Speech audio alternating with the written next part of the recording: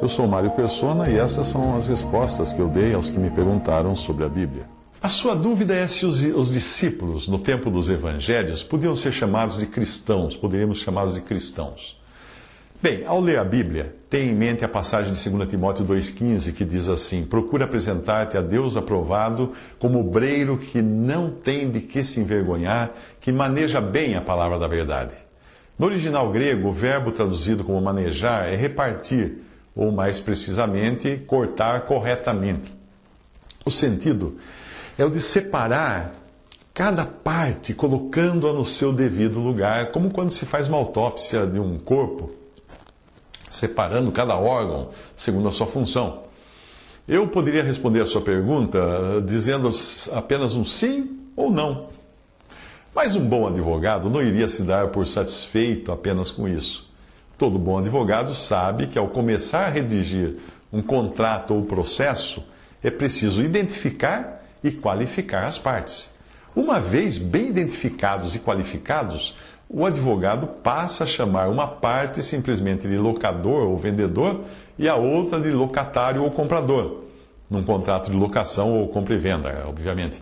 Ou então de demandante e réu, num processo civil. Assim, evita-se repetir os nomes e sobrenomes, endereço, estado civil, documentos, etc., toda vez que for falar de um ou de outro ao longo do contrato ou processo. Portanto, entenda que a maior parte do texto, ou do que eu vou dizer para você agora, será para identificar e qualificar as partes.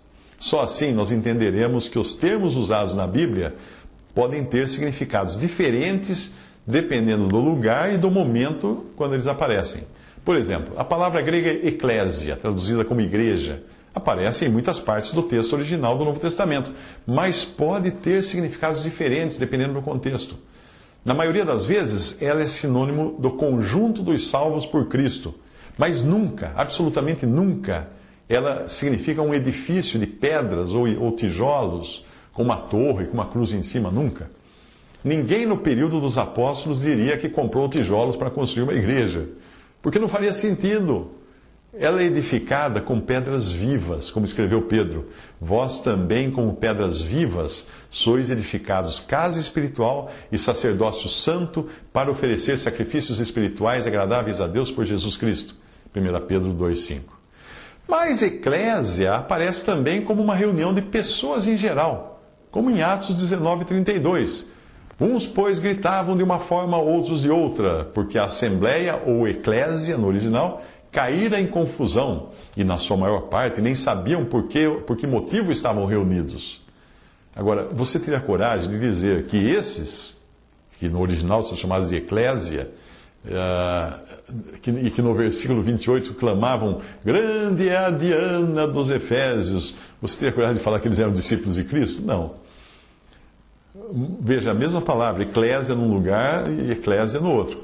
Bom, modernamente a palavra igreja virou sinônimo de um edifício de tijolos, ou então de uma organização religiosa, denominacional, que reúne apenas os simpatizantes de uma doutrina peculiar, como os batistas reúnem lá porque creem naquele tipo de batismo, os metodistas porque seguem um certo método, os adventistas porque creem no advento e guardam o sábado, os presbiterianos porque creem na formação de um presbitério. Chamar a igreja, uma organização religiosa, ou mesmo uma casa, um edifício de tijolos, não tem fundamento bíblico nenhum. Se você quiser entender a Bíblia, você nunca pode buscar um entendimento na cristandade, que é o que os homens fizeram. A cristandade, o que é a cristandade? É o que os homens fizeram com o cristianismo, depois de adaptá-lo às suas próprias maneiras. Então você olha em volta, fala assim, eu vou aprender o que é cristianismo. Não olhe para a cristandade, é o pior lugar para você aprender. Tem que ser na Bíblia. O termo sinagoga é outro termo bastante mal utilizado por cristãos hoje. Depois que muitos passaram a usar igreja como sinônimo de edifício, um edifício físico, onde pessoas se reúnem para ler, ouvir as Escrituras, não foi difícil acharem também que sinagoga e igreja eram a mesma coisa no Novo Testamento. Afinal, se Jesus frequentava a sinagoga nos Evangelhos e os primeiros discípulos iam à sinagoga no livro de Atos, que era um edifício de pedras, conclui-se que sinagoga e igreja seriam a mesma coisa, ou seja, um lugar físico onde se vai para ouvir a palavra, para orar, adorar e louvar a Deus, certo? Não, errado. Erradíssimo. Se você entendeu que igreja é um conjunto de pessoas, e mais precisamente o conjunto dos salvos por Cristo, então precisa entender que sinagoga não é a mesma coisa. Sinagoga é um edifício de pedras ou de tijolos, e basta colocar os óculos para você enxergar que sinagoga sempre aparece associada ao judaísmo na Bíblia, nunca ao cristianismo. Tratava-se de um lugar de leitura e de orações para os judeus, como é até hoje. Se tiver uma sinagoga na sua cidade, vai ver lá o que fazem lá. São judeus. Na sinagoga eram lidos os livros do Antigo Testamento por judeus e para judeus. Ninguém ia à sinagoga para ouvir falar de Jesus.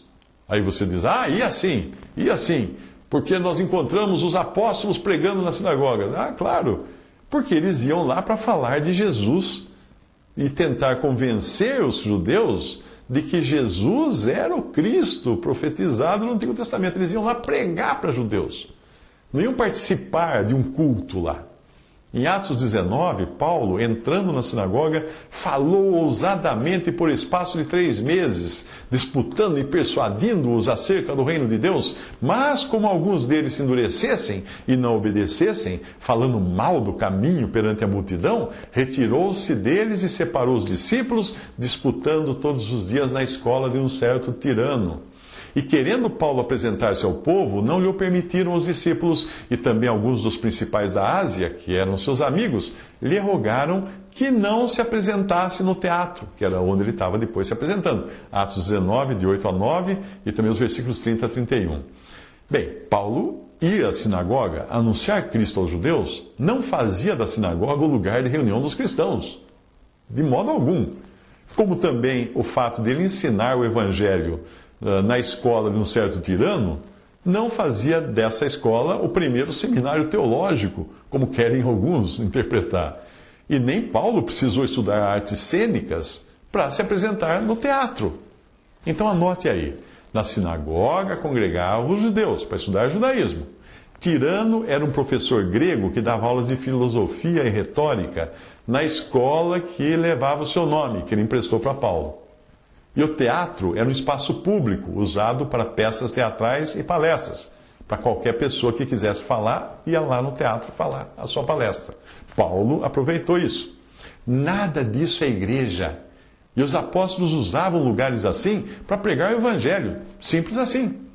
Mas as idas dos apóstolos e outros discípulos às sinagogas não durou muito, porque logo um cristão que fosse à sinagoga ganhava uma passagem só de ida para o calabouço.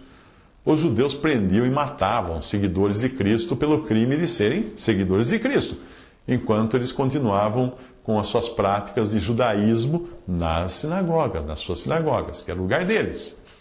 Saulo, como bom judeu e fariseu que era, foi um que caçava cristãos antes de se converter e ser conhecido como Paulo. As sinagogas existem até hoje como lugar de reunião de judeus. Vá a uma sinagoga e veja se tem alguém lá falando de Jesus. E tente falar de Jesus lá dentro. Né? Entendeu agora a diferença? E templo? Bem, a palavra que significa templo significa um lugar de adoração que podia ser de religiões pagãs ou do judaísmo. No caso do judaísmo só existia um templo. Um templo, que era o de Jerusalém. Nem outro. Nem mesmo uma cópia pirata em São Paulo seria possível existir, porque Deus colocou o seu nome em Jerusalém no Antigo Testamento, em mais nenhum lugar. Não era nas sinagogas que os judeus iam oferecer sacrifícios, entregar seus dízimos e ofertas, adorar a Deus. Era no templo. E esse não existe mais. O templo foi destruído. Portanto, igreja é a reunião de pessoas que creem em Cristo, não é templo. É o templo do Espírito, mas falando em linguagem figurada. Mas Jesus, acaso não frequentava o templo, não expulsava os mercadores dali e até dizia que era a casa de oração de seu pai? Sim, porque ele era judeu. E nos evangelhos o testemunho de Deus na terra ainda estava nas mãos dos judeus. Não existia igreja nos evangelhos. Mas em João 4, o Senhor Jesus revelou à mulher samaritana que aquilo tudo ia terminar. E não seria mais no templo de Jerusalém que as pessoas iriam adorar. Elas passariam a adorar em espírito e em verdade. Ou seja, sem ligação com um lugar físico. Um cristão é o único que pode adorar onde ele estiver, fisicamente falando. Mas acaso os primeiros cristãos não perseveravam unânimes todos os dias no templo, como fala em Atos 2,46? Sim, mas a pergunta sua deveria ser a seguinte: os primeiros cristãos sabiam naquele momento o que era a igreja? Não. Pela mesma razão que os índios e os primeiros filhos de portugueses que nasceram aqui não sabiam que eram brasileiros. Se você tiver um pouquinho de conhecimento de como se deu a revelação da doutrina dos apóstolos, saberá que o mistério do que é a igreja esteve oculto dos profetas do Antigo Testamento e até mesmo dos apóstolos e discípulos do início do livro de Atos. Esse mistério, o segredo, seria revelado a Paulo antes de ser conhecido dos outros apóstolos. E Paulo, no começo do livro de Atos, estava muito ocupado caçando cristãos para saber disso. Ele não tinha se convertido ainda. Por isso que aqueles que iam, os primeiros cristãos que iam ao templo, eles não sabiam o que era a igreja, eles não sabiam o que tinha acontecido. Vamos deixar que o próprio apóstolo Paulo explique isso daí. Vamos deixar que ele explique. Por esta causa eu, Paulo, sou prisioneiro de Jesus Cristo por vós, os gentios, se é que tendes ouvido a dispensação da graça de Deus, que para convosco me foi dada, como me foi este mistério manifestado pela revelação, como antes um pouco vos escrevi. Por isso, quando ledes, podeis perceber a minha compreensão do mistério de Cristo, o qual noutros séculos não foi manifestado aos filhos dos homens, como agora tem sido revelado pelo Espírito aos seus santos apóstolos e profetas, a saber, que os gentios são coerdeiros e de um mesmo corpo e participantes da promessa em Cristo pelo Evangelho, do qual eu fui feito ministro, pelo dom da graça de Deus que me foi dado, segundo a operação do seu poder. A mim, o mínimo de todos os santos, me foi dada esta graça de anunciar entre os gentios, por meio do Evangelho, as riquezas incompreensíveis de Cristo e demonstrar a todos qual seja a dispensação do mistério, que desde os séculos esteve oculto em Deus, escondido em Deus, que tudo criou por meio de Jesus Cristo, para que agora, pela Igreja, a multiforme sabedoria de Deus seja conhecida dos principados e potestades nos céus. Efésios 3, de 1 a 10. Então, recapitulando, igreja vem do grego eclésia, biblicamente significa um conjunto de pessoas salvas pela fé em Jesus e feitas por Ele, não por si mesmas, mas por Ele, tornadas membros do seu corpo, que é a igreja. Colossenses 1, 24. Ok? Templo, só existia um e não existe mais. E era dedicado a Deus no judaísmo. O único templo autorizado por Deus foi frequentado pelos primeiros cristãos, enquanto o entendimento do que era a igreja permanecia um mistério até ser revelado a Paulo. Depois, quando os primeiros cristãos entenderam esse mistério, eles pararam de frequentar o templo. A não ser quando algum ia lá para convencer judeus de que Jesus era o Messias. Mas aí não era frequentar, aí era ir lá para evangelizar. Mas para não deixar dúvidas, Deus providenciou que os romanos demolissem o templo, e se hoje alguém constrói um templo, qualquer que seja ele, onde quer que seja, não está fazendo algo dentro dos planos de Deus. Se alguém pregou aí onde você vai, que fala assim, Deus me revelou para construirmos um novo templo, é balela. Deus não está revelando para ninguém construir um novo templo. Existem outros erros costurados na prática cristã, que são como remendos do pano velho do judaísmo e fazem a cristandade moderna parecer roupa de criança em festa junina. Sabe aquelas roupas de criança? Toda remendada. Infelizmente, a maioria nem percebe isso e segue achando que igreja é o templo, que sinagoga é a igreja e que o batismo de João Batista era igual ao batismo que praticamos hoje. Eu não falei do batismo de João Batista, não é mesmo? Pois é, João batizava judeus para o arrependimento, enquanto avisava que o rei e Messias dos judeus estava chegando. Eles, judeus, que tinham conhecimento de Deus e eram guardiões dos seus oráculos, tinham se afastado tanto de Jeová que precisavam se arrepender. Para tornar uma longa história curta, Deus havia prometido o Messias para os judeus, mas era preciso que eles fossem avisados disso, e era essa a missão de João. E naqueles dias apareceu João ou Batista, pregando no deserto da Judéia e dizendo: arrependei-vos, porque é chegado o reino dos céus. Porque este é o anunciado pelo profeta Isaías, que diz: voz do que clama no deserto, preparai o caminho do Senhor, endireitai as suas veredas. Enquanto pregava o batismo de arrependimento para a remissão de pecados, toda a província da Judéia e os de Jerusalém iam ter com ele. E todos eram batizados por ele no Rio Jordão, confessando os seus pecados. Mateus 3, de 1 a 3 e Marcos 1, de 4 a 5. Isso não tem nada a ver com o batismo cristão, ok?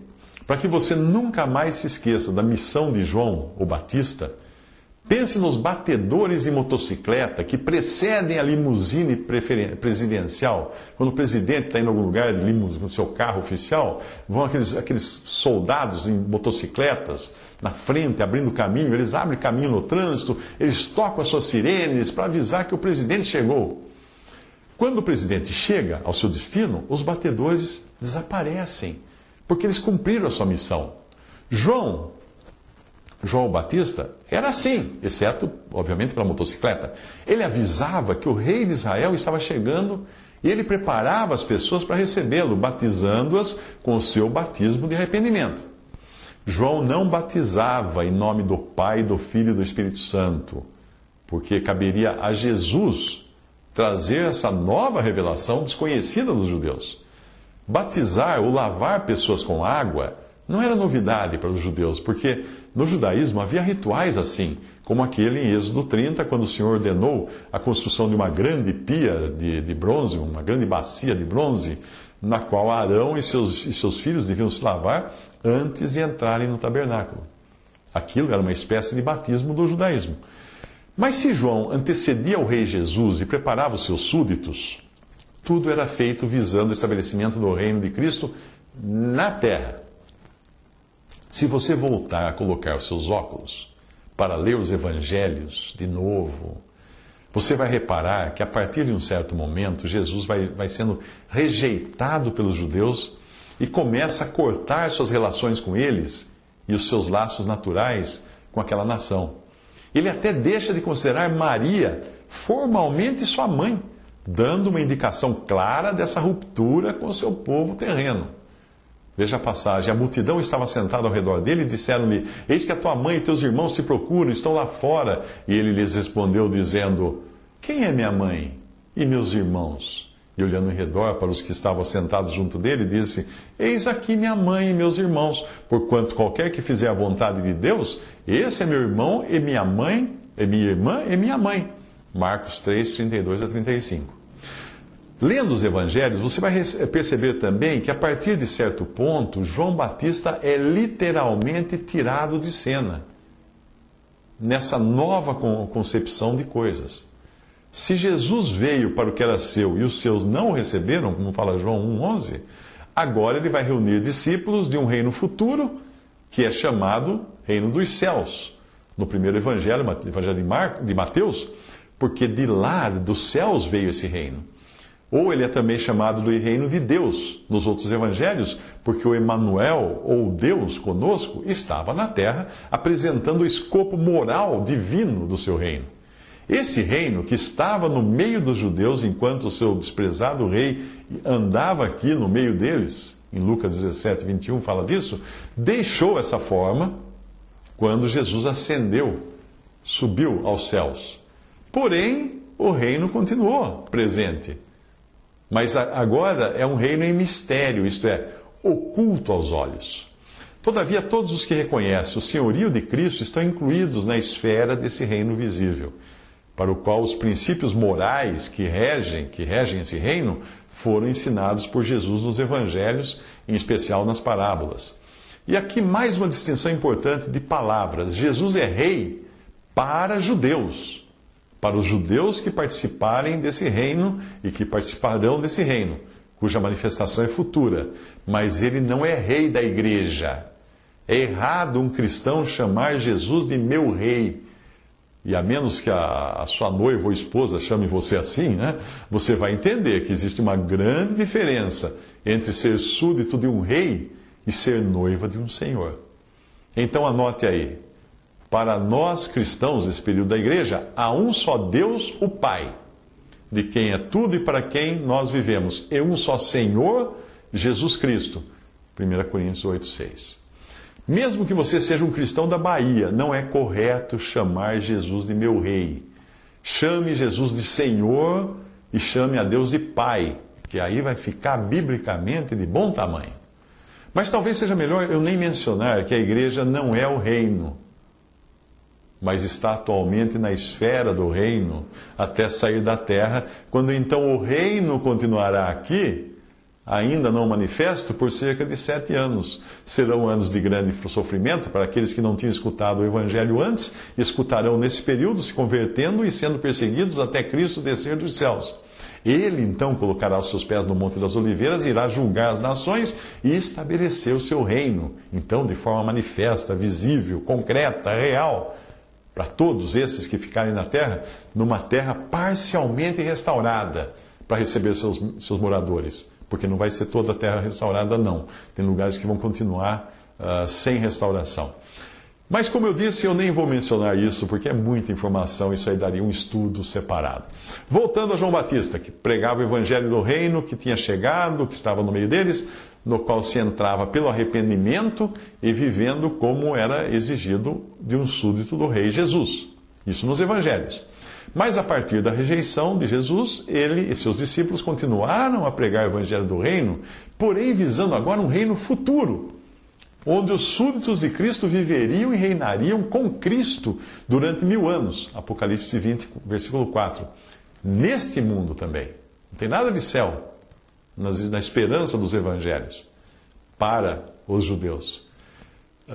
Esse reino vai ser de 1000 anos. E de onde você acha que o diabo tirou a ideia para inspirar Hitler no seu Reich de 1000 anos, né? Claro. Foi nesse contexto desse reino futuro que Jesus ensinou os discípulos a irem por todo o mundo batizando e fazendo discípulos para Cristo, que é Jesus. Essa missão que ele deu aos seus discípulos, aos seus 12, nunca foi realmente realizada, porque logo viria a cruz, a ressurreição, a ascensão de Cristo ao céu, e aqueles apóstolos receberam aquela missão naquele momento como representantes de judeus que ainda virão e irão se empenhar em cumprir aquela missão. Embora hoje os cristãos acatem a mesma ordem, porém não para levar o evangelho do reino, mas o evangelho da graça, que é outra coisa diferente. Um cristão não anuncia, arrependei-vos que é chegado o reino. Não. O cristão prega, crê no Senhor Jesus e será salvo. Essa é a mensagem da graça. E o cristão não coloca como perspectiva para o evangelizado, para aquele que está ouvindo a palavra, morar 1000 anos na terra. Não. A perspectiva dada pelo evangelho agora, da graça, é viver eternamente nos novos céus. Mas vamos interromper aqui para um intervalo. Que intervalo? Bem, aquele que estava previsto antes da criação, porém que você não encontra no Antigo Testamento, que é o tempo presente. Esse intervalo é o tempo presente. Os últimos 2000 anos, em que não é mais Israel o testemunho de Deus na terra, mas é a igreja. Se é que tendes ouvido a dispensação da graça de Deus, que para convosco me foi dada, como me foi esse mistério manifestado pela revelação, como antes um pouco vos escrevi, disse Paulo aos Efésios em capítulo 3, versículos 2 ao 3. Ele deu o nome de dispensação da graça de Deus a esse tempo, a esse período da igreja, que até então tinha sido um mistério ou segredo oculto dos profetas do Antigo Testamento, e que foi apenas pincelado de leve nas palavras de Jesus em Mateus 16, 18, quando ele disse, edificarei a minha igreja. E ele usou o verbo no futuro, em relação àquele tempo dos evangelhos. Por quê? Porque a igreja não existia naquele momento. Edificarei a minha igreja. Nós entramos agora no intervalo, como se alguém tivesse tirado a pilha do relógio das profecias bíblicas para só recolocá-la depois dos intervalos, ou depois do intervalo. Só então terminarão, só depois que acabar esse intervalo, que já dura 2000 anos, é que irão terminar de se cumprir as escrituras as profecias do Antigo Testamento, e aí se cumprirão com a ajuda do livro de Apocalipse a partir do capítulo 4. Então entenda que nós estamos hoje em Apocalipse 3. Não entramos no 4. E a igreja não estará na terra quando começar o capítulo 4 de Apocalipse, ok? Então eu espero que você não seja mais um que vai me escrever perguntando em que trombeta de Apocalipse nós estamos, porque nós não estaremos aqui quando as trombetas tocarem, ok? Parado então o relógio profético em Atos 2, cumpria-se a promessa feita aos discípulos de que Jesus enviaria o Espírito Santo para estar não só com eles, mas neles, habitando neles para sempre. Cumpria-se também naquele momento, em semelhança e parcialmente, uma profecia do Antigo Testamento feita por Joel. E eu digo parcialmente porque a profecia completa lá de Joel, que ainda vai se cumprir, fala de aparecer prodígios em cima no céu e sinais embaixo na terra, sangue, fogo e vapor de fumo. O sol se converterá em trevas e a lua em sangue. Isso está em Atos 2, 19 a 20, Paulo mencionando essa profecia, mas obviamente não se cumpriu ali essas coisas, todas essas coisas. O sol não se transformou em trevas, a lua não se transformou em sangue. E não vá atrás desses que fazem vídeo na internet. Cada vez que dá um eclipse, pronto, agora é a profecia bíblica. Cada vez que a lua aparece vermelha, olha lá, vai acabar o mundo. Não vá atrás, não corra atrás desses que é bobagem. A descida do Espírito Santo, portanto, aconteceu no dia de Pentecostes, quando também foi formada a igreja, que era aquele mistério escondido em Deus e que não existia no Antigo Testamento e nem foi mencionada nos Evangelhos, exceto em duas pequenas passagens de Mateus 16 e Mateus 18.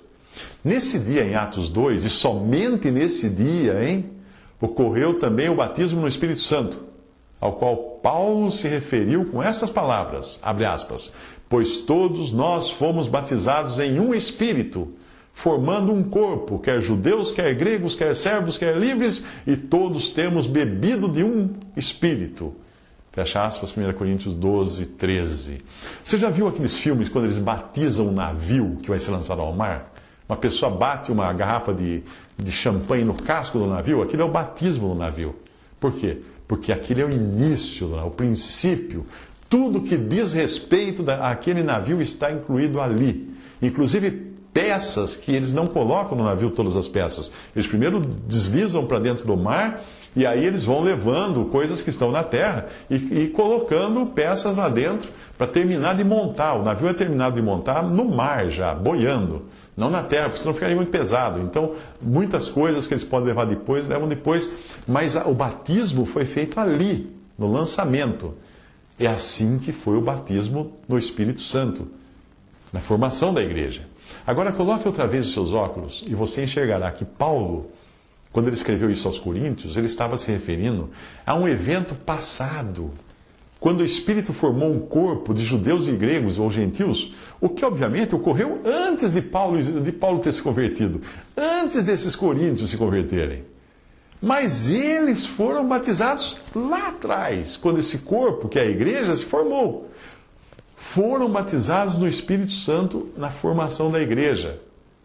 Era como se eles estivessem na terra quando o navio foi batizado, lançado ao mar, e depois com o barquinho eles chegaram lá. Oh, você participou do batismo desse navio? Sim, sim. Eu estava incluído. Apesar de não estar nele naquele momento, mas eu estava incluído nele. Agora, o selo do Espírito é outra coisa. Esse aconteceu com cada crente em Cristo, abre aspas, depois que ouvistes a palavra da verdade, o evangelho da vossa salvação, e tendo nele também crido, fostes selados com o Espírito Santo da promessa, o qual é o penhor da nossa herança para a redenção da possessão adquirida, para louvor da sua glória. Efésios 1, de 13 a 14.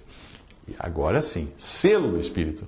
Nós não somos batizados com o Espírito Santo ou batizados no Espírito Santo quando nos convertemos. Nós somos selados. E o batismo do Espírito Santo? Lá atrás. Aconteceu já uma vez. Se todos os dias acontecesse algum batismo do Espírito Santo, nós teríamos 1 milhão de igrejas pela terra.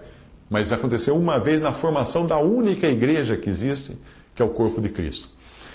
Bem, depois de viajarmos um bocado, eu vou tentar responder a sua pergunta, que é se nós podemos dizer que os apóstolos nos evangelhos poderiam ser chamados de cristãos. Você deve ter até esquecido da pergunta.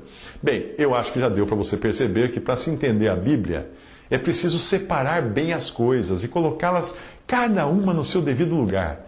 Se quando criança você brincou de massinha de modelar, você sabe que depois de um tempo de grudar aqui, grudar ali, aquelas massinhas que eram belas cores quando chegaram no estojinho, elas viram uma massa de uma cor só, uma cinza, fica tudo cinza. E é cinza, sim, a visão que a maioria dos cristãos hoje tem da Bíblia, porque eles não prestam atenção nas suas diferentes cores e sabores, nas coisas distintas. Não manejam bem a palavra da verdade, colocando cada coisa no seu devido lugar sem misturar. Mistura tudo, fica cinza, aí não dá para entender mais nada. Então, com tudo isso explicado, é aí que nós vamos encontrar o termo cristãos sendo usado apenas no livro de Atos. E, o que é muito importante, apenas depois de rompidos todos os laços que o cristianismo tinha com o judaísmo. Atos capítulo 11 começa com Pedro tendo que se explicar para os apóstolos e irmãos que estavam na Judéia que também os gentios tinham recebido a palavra de Deus. Não foi fácil para Pedro. Por isso Pedro leva um puxão de orelha daqueles de Jerusalém que eram da circuncisão, ou seja, que achavam que o que tinha acontecido com eles em Pentecostes era apenas um avivamento do judaísmo e eles teimavam viver com remendos do Velho Testamento. Mas não era como Pedro, mas não era um reavivamento do judaísmo, era a formação da igreja, como Pedro detalha agora ao contar a conversão do centurião gentil Cornélio e de muitos outros gentios. E é assim que o capítulo 11 chega ao ponto que nos interessa. Veja só, os que foram dispersos pela perseguição que sucedeu por causa de Estevão, caminharam até a Fenícia, Chipre e Antioquia, ou seja, fugiram de Jerusalém, não anunciando a ninguém a palavra senão somente aos judeus. E havia entre eles alguns homens síprios e sirenenses, os quais, entrando em Antioquia, falaram aos gregos, anunciando o Senhor Jesus. E a mão do Senhor era com eles, e grande número creu e se converteu ao Senhor. E aí segue toda uma descrição, que você pode ler depois. E sucedeu que todo um ano se reuniram Barnabé e Paulo naquela igreja de Antioquia, e ensinaram muita gente, e em Antioquia foram os discípulos pela primeira vez chamados cristãos. Atos 11, 19 e 26. Então não use um termo quando e onde ele não é usado na Bíblia. Porque dá toda uma confusão. Lembra que eu falei da igreja, de templo, e sinagoga e tantas coisas? Então não mistura a massinha. Vai ficar tudo cinza. Repare que em alguns pontos... Agora, repare nesses pontos que são muito importantes. Primeiro, a separação entre o que era Israel e o que era igreja ficava muito clara. Já no começo desse capítulo 11 de Atos, apesar do trecho começar com os judeus limitando-se a falar de Cristo a judeus. Os primeiros judeus que fugiram de Jerusalém por causa da perseguição, eles só pregaram para judeus. Mas logo, alguns homens síprios e sirenenses, os quais, entrando em Antioquia, falaram aos gregos anunciando o Senhor Jesus. Atos 11, 20. Segundo ponto importante, a passagem não diz que os convertidos tivessem adotado para si o nome de cristãos. Ele não fala assim, ei pessoal, vamos chamar, como é que nós vamos chamar esse grupo aqui? Vamos chamar de cristãos? Não. Eles não precisavam chamar a si mesmos de cristãos, porque eles sabiam muito bem quem eles eram, seguidores de Cristo. Mas os incrédulos, os de fora, precisavam de um nome para carimbar, para identificá-los. Mas essa identificação não era generalizada também, porque mais à frente nós vamos encontrar Paulo e outros que estavam com ele sendo identificados como judeus pelos gentios de Filipos, irados porque Paulo tinha libertado uma jovem possessa. Na passagem diz assim, estes homens, sendo judeus, perturbaram a nossa cidade, Atos 16, 20. Então, para os gentios que não entendiam nem o que era igreja, eles eram simplesmente judeus. E hoje, para muitos cristãos que não entendem o que é igreja, os crentes são judeus 2.0, modernizados, que receberam uma dose de vacina, de vitamina, não. Nós não somos judeus, nós somos salvos por Cristo e em conjunto somos igreja, corpo de Cristo. Portanto, cristão, o termo cristão, começou como um nome inventado pelos incrédulos e este nome só é encontrado mais uma vez nas Escrituras. São 3 vezes que ele aparece. Mais uma vez, ou mais 2 vezes, né, ele vai aparecer. Primeiro em Atos 26, 28, quando a Agripa diz a Paulo: por pouco me queres persuadir a que me faça cristão. Porém, o sentido do que ele disse aí é dos de fora, chamando assim, para entender que sentido é esse que a Agripa estava falando, nós vamos entender, temos que ler 1 Pedro 4, de 15 a 16. Pedro escreveu assim: que nenhum de vós padeça como homicida ou ladrão ou malfeitor ou como quem se intromete em negócios alheios, mas se padece como cristão, não se envergonhe, antes glorifique a Deus nessa parte. Portanto, Pedro associou cristão, o termo cristão, à rejeição, a padecimento, a perseguição, a sofrimento. E é assim que nós deveríamos nos lembrar do termo. Todos os que piamente querem viver em Cristo Jesus padecerão perseguições. 2 Timóteo 3,12. E quando o rei fala para Paulo aquilo, você está querendo me fazer transformar em cristão? Ele estava pensando que Paulo era um prisioneiro. E ele estava, você está querendo que eu seja assim, perseguido e prisioneiro e torturado como você? Percebe? O Senhor Jesus falou: se a mim me perseguiram, também vos perseguirão a vós. Ele falou isso em João 15, 20. Então, o cristão tem a conotação de pessoas neste mundo, que não são deste mundo, e pode esperar sofrimento, pode esperar perseguição, porque o mundo não gosta de cristãos, no sentido daqueles que são salvos por Cristo. Portanto, é melhor você tirar da cabeça aquela ideia de que ser cristão é uma boa, é conquistar o mundo, é conseguir voto na próxima eleição, é pregar para todo mundo, para o mundo ficar cristão. Vamos transformar o mundo em cristão? Aí quando estiver pronto o mundo, Jesus volta. Não, de jeito nenhum. O Senhor é quem voltará no final para julgar as nações e estabelecer o seu reino milenial neste mundo, do qual participarão, esse reino, um remanescente de judeus que se converterão durante a grande tribulação e também gentios convertidos pela pregação que esses judeus farão do evangelho do reino. Esses serão todos súditos do rei, que é Jesus. Enquanto isso, e reinando sobre a terra com Cristo, estará a sua esposa, a igreja, não na terra, reinando sobre a terra com Cristo.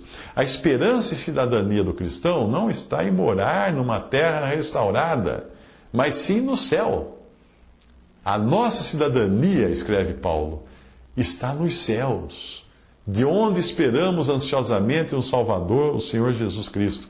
Filipenses 3,20. Outra versão fala: a nossa cidade está nos céus, mas a expressão mais correta é a nossa cidadania está nos céus. Por quê? Porque é lá a nossa pátria, é lá a nossa pátria. Nosso lugar é lá, não é aqui na terra. É o céu, a origem e o destino da igreja. É para lá que serão levados os que no presente tempo se convertem a Cristo. Porque se cremos que Jesus morreu e ressuscitou, assim também aos que em Jesus dormem, Deus os tornará a trazer com ele. Dizemo-vos, pois, isto, pela palavra do Senhor, que nós, os que ficarmos vivos para a vinda do Senhor, não precederemos os que dormem. Porque o mesmo Senhor descerá do céu com alarido e com voz de arcanjo e com a trombeta de Deus. E essa trombeta não tem nada a ver com as trombetas do Apocalipse, porque lá serão os juízos de Deus, ok? E com a trombeta de Deus, e os que morreram em Cristo ressuscitarão primeiro. Depois nós, os que ficarmos vivos, seremos arrebatados juntamente com eles nas nuvens, a encontrar o Senhor onde? Aqui na terra? Não, nos ares. E assim estaremos sempre com o Senhor. Eis aqui vos digo um mistério. Na verdade, nem todos dormiremos, nem todos morreremos, mas todos seremos transformados num momento, num abrir e fechar de olhos, ante a última trombeta, porque a trombeta soará e os mortos ressuscitarão incorruptíveis e nós seremos transformados. Tudo isso em 1 Tessalonicenses 4, de 14 a 17 e 1 Coríntios 15, de 51 a 52. Mas este é um outro mistério que foi revelado também a Paulo, do arrebatamento da igreja, da transformação mas que não é nosso assunto aqui. Sobre ele e outros assuntos, você pode descobrir mais indo no Google ou no YouTube e digitando assim, por exemplo, arrebatamento mais Mário Persona. Pode fazer a mesma coisa com toda dúvida que você tiver. Digita assim, assunto da sua dúvida, obviamente, uma palavra da sua dúvida, mais Mário Persona. Por que isso? Porque eu tenho muitas respostas já publicadas, mais de 2.000, em texto, áudio e vídeo, dos mais diferentes assuntos, e você vai encontrar.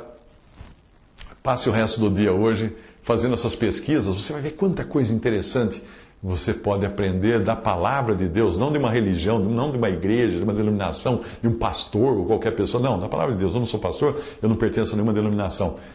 Da palavra de Deus. Aí você confere na sua Bíblia para ver se eu falei verdade ou mentira, se está correto ou não, se me enganei, ou ore a Deus para buscar o entendimento. Visite respondi.com.br. Adquira os livros ou baixe e-books. Visite 3minutos.net. Baixe o aplicativo